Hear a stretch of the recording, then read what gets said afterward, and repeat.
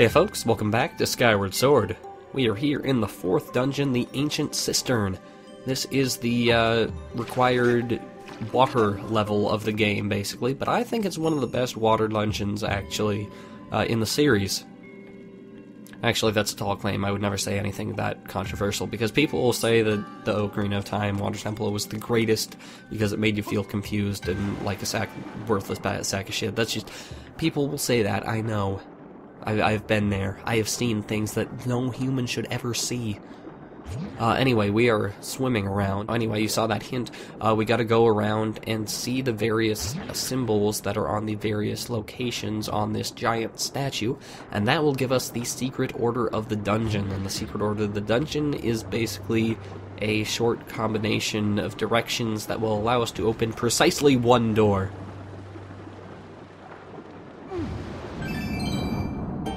On the flip side, hella rupees right there. Silver rupees are worth, what, 100? I mean, it must be, I only have the 114 right now. And so yeah, hella rupees right there, and guess what? There's another one right over there. The other hand also has another silver rupee. That is a lot. That is hells of rupees right there. Look at this, watch this right there.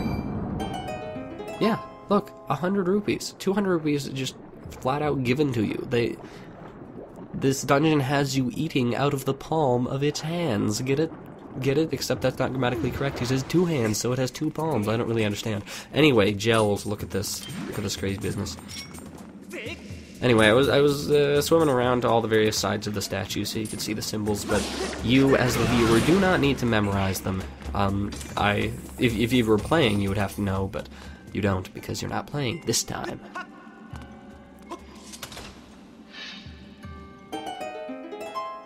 Anywho, open that door. That's how it goes. That's how it rolls.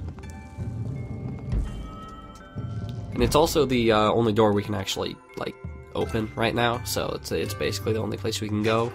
So it's a good indicator that that is in fact where you want to go. Anyway, important plot point / dungeon mechanic.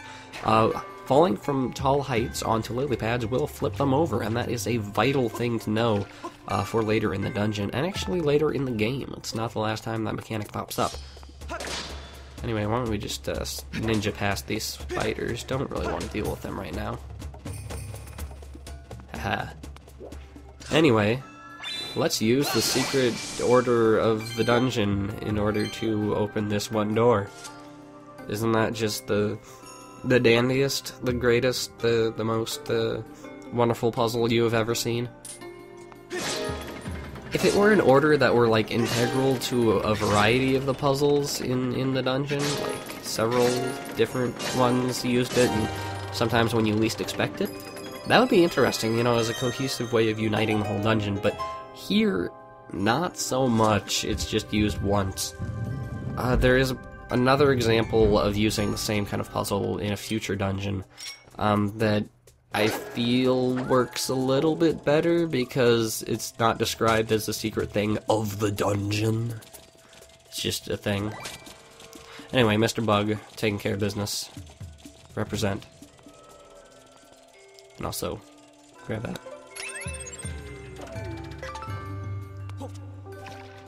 So as you can see, lots of water, but not a whole lot of actual, like, water mechanics. It's basically... lily pads are floating in water, and water is thus involved. But we haven't really had to traverse it very much. I mean, there's a little bit of swimming at the beginning in order to figure out the order, but you can basically figure that out just by swimming on the surface, more or less. Anyway, looky over there, we have this thing. Rupees, get the rupees. Yes. Also passageways. But mostly rupees. So yeah, I like those little kind of confined tunnels, underwater tunnels, because it makes me think of, like, underwater waterways, fittingly enough. And they are used to great effect in the 3rd dungeon of Majora's Mask. I think those are kind of the best locales for seeing such sights. Anyway, all that to loop around to this chest and get a small key, and that will allow us to open that locked door that we saw at the very beginning of the dungeon leading into the statue.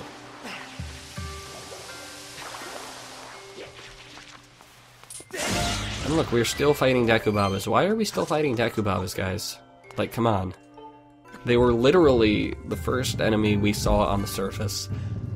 Why are we still fighting them? The originals. I mean, gold ones, that's another matter, but come on. Why don't we have, like, armored Dekubabas or explosive Dekubabas or something equally badass? I don't know. But anyway, let's get in.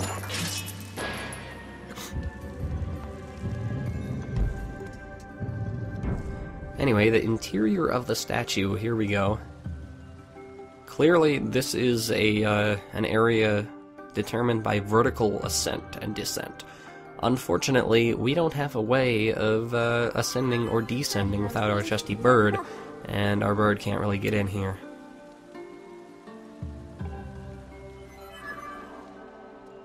So that means we just have to go down.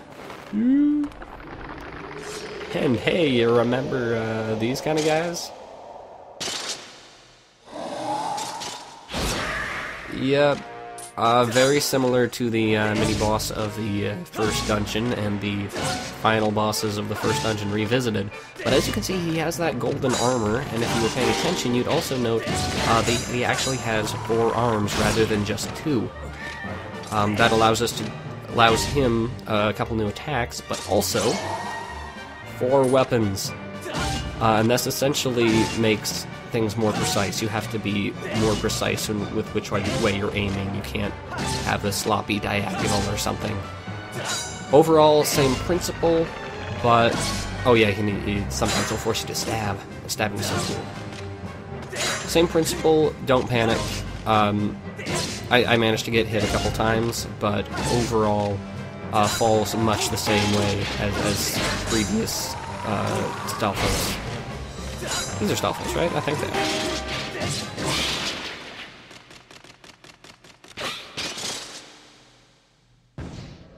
are. Ha! That was so comical. Anyway, we are stuck down here until we find a way of getting back up. Luckily, our way of getting back up is readily available right here.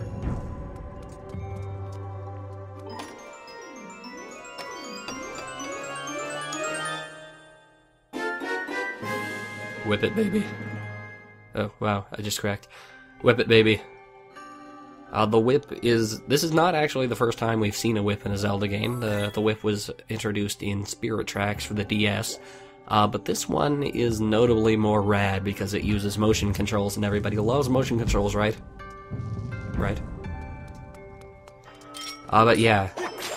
Using the whip, you can both stun enemies and kind of latch on to various things and pull them. Kind of like you might use a grappling hook, except, actually, no, exactly like a grappling hook. Except not quite as useful, I guess. But it's really cool, anyway, because it is a whip, and whips are basically the coolest weapon in existence. Like, flails are up there, but whips are overall the most badass, I believe, is, I think there's scientific research behind this. Anyway, whipping things, mostly in this dungeon, will activate those little water spouts that allow further vertical ascent. Anyway, this is mysterious. This door leads to nowhere.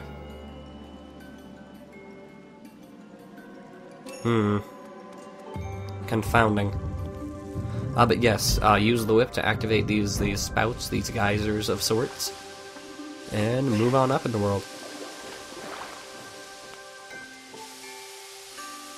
And if you have any sort of pattern recognition, you can tell that is the boss door.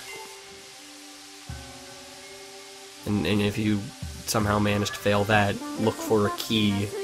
Basically, yes, Fee. If that passed by you, Fee will explain it to you. That is the boss door. And until we have the boss key, we have... Oh god, no! Ah, that was not as far as I meant to fall. Yes, we need to get the boss key. That is the moral of the story. And in order to get the boss key, we of course have to, in true Zelda style, use our whip in new and creative ways in order to access new and creative areas of the dungeon.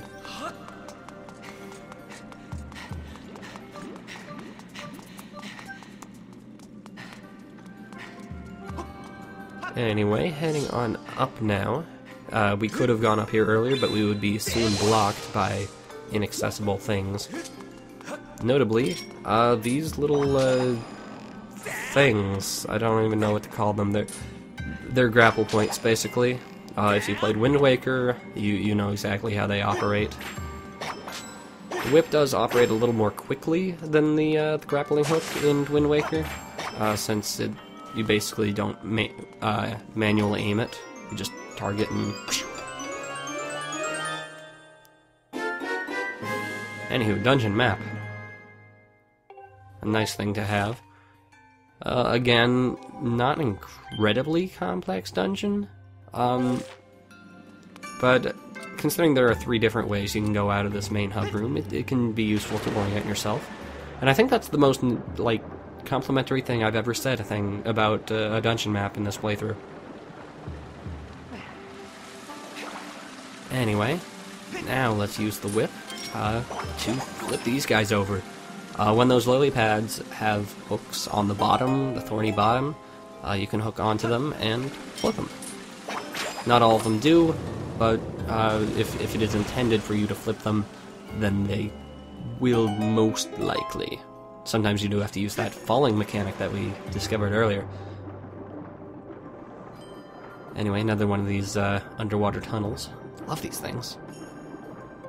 I wish they did something with them other than just making them corridors. Oh god, no. Spiders, why are there spiders here? I thought the itsy bitsy spider got washed out of the water spout. I thought that was how the story went. The stories lied to me. Anyway, important mechanic, whips can go through bars. So you can do that for a number of very situational puzzles. Usually not for any sort of combat purpose, because basically they only put bars in there if there's supposed to be a puzzle, so yeah.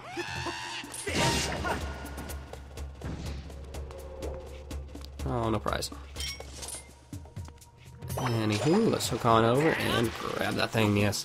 The swinging of the whip is operating on the same mechanics as all the other swinging that I have a lot of trouble operating. You'll remember my escapades in the first dungeon trying to swing properly. Same mechanics, might be a little quicker, I'm not entirely sure. Anywho, we got these spinning things that you can cling onto the walls of. You'll see plenty of these in the dungeon, and I kind of wish that there was a way to do combat off them, because they are really cool, but you're basically never in danger when you're on them, so they're just a stylish way of getting across to a new place. Anyway, take care of that spider. You don't want him rustling your jimmies while you're over there. Oh god. Oh! That is not how it is intended to happen, actually, believe it or not. Or maybe it is. I don't know. I feel like you're supposed to whip it and pull it from the bottom there. But who knows? Anyway, look at all these Dekubabas. Maybe there's some sort of biological aspect of the Dekubabas that they like moist areas. That is entirely possible. But again, why aren't we dealing with a bunch of gold ones? Or some as of yet unseen third version that is more powerful than you can possibly imagine.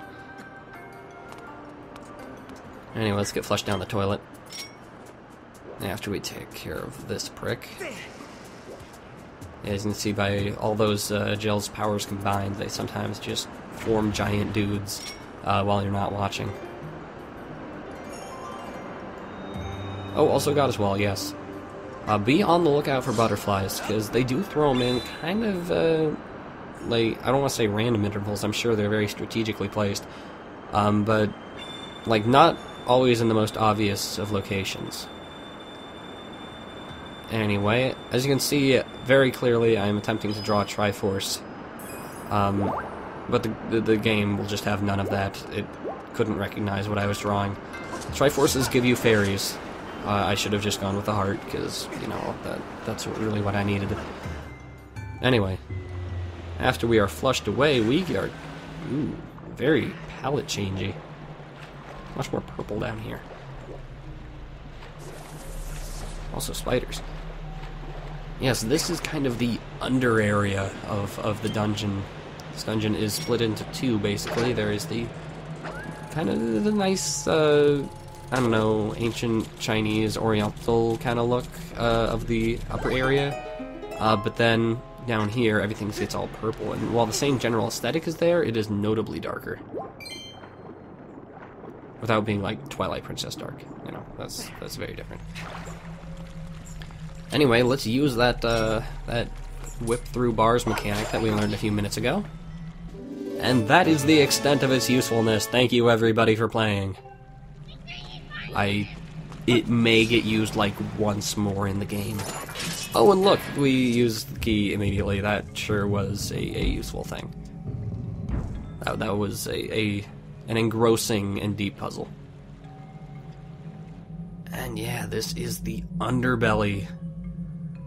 I'm just gonna point it out right now. This basically has a heaven and hell motif. Above is heaven, below is hell. Although I'm sure they would say, like, the living world and the underworld or something along those lines. But as you can see, very clear, obvious juxtaposition. And considering that, like, the giant statue in the middle is a Buddha or something, very, very clear spiritual ideas here.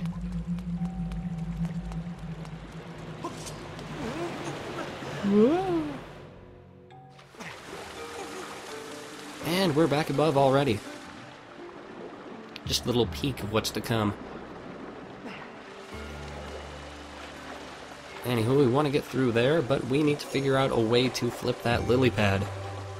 As you can see, it had a hook on the bottom, but can't really hook out of the water or through the water, so...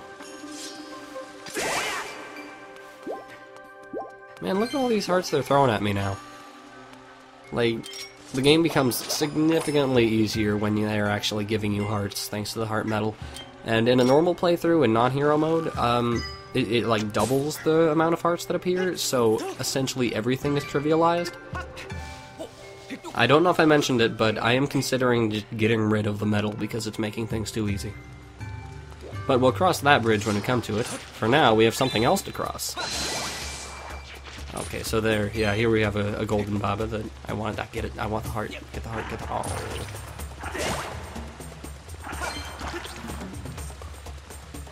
So yeah, finally, golden babas. That's what I'm talking about. Dealt with very easily anyway, but still a little more aggressive, a little more dangerous.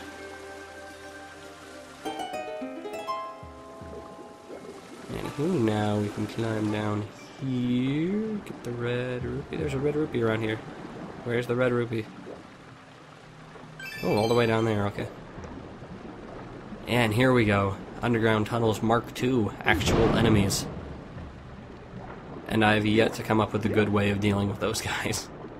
I feel like, yeah, you knock them into things by ramming into them. Unfortunately, they're often in such close proximity that you'll immediately hit something and it'll explode and you'll get hurt. Sometimes it's a little more crafty just to avoid, like I craftily did here, and then promptly again.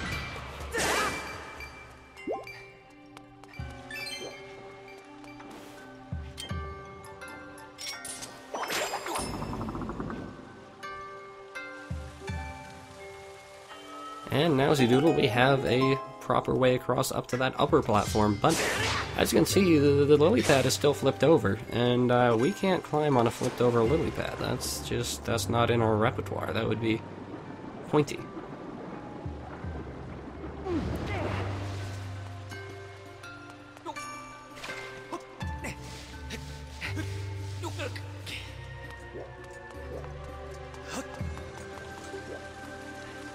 So yeah, as you might have figured, the solution's very simple, just flip it over with the whip again. I feel like they could have done something a little more crafty there, also subtle edit right there, by the way. I don't remember what that was for.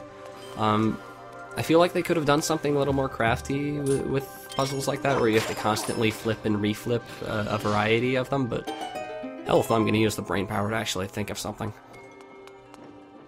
Anyway, as you can see, we are way up here now, dealing with flying birds, as if they're any other kind. These are probably like Kangaroks or just rocks or something along those lines. But I don't know.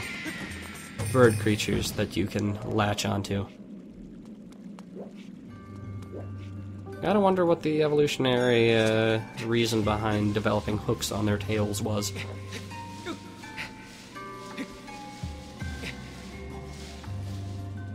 Anyway, they are getting a little more crafty with these climbing things. Could be actually in almost a risk of running out of stamina. You gotta drop craftily, you've gotta deal with spiders who you may or may not know are coming.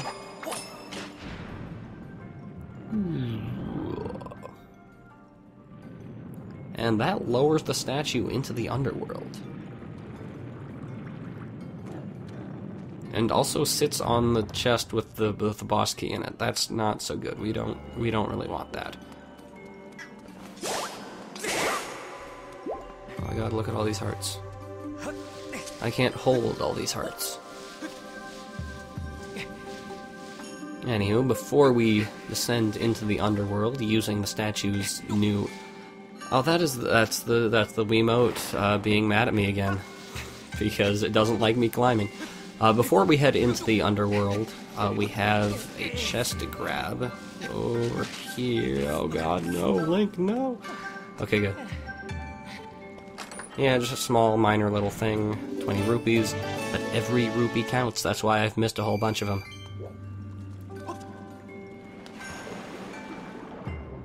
Anywho, now that the statue is lowered, as you can see, the door, like, the entire inner thing has shifted down.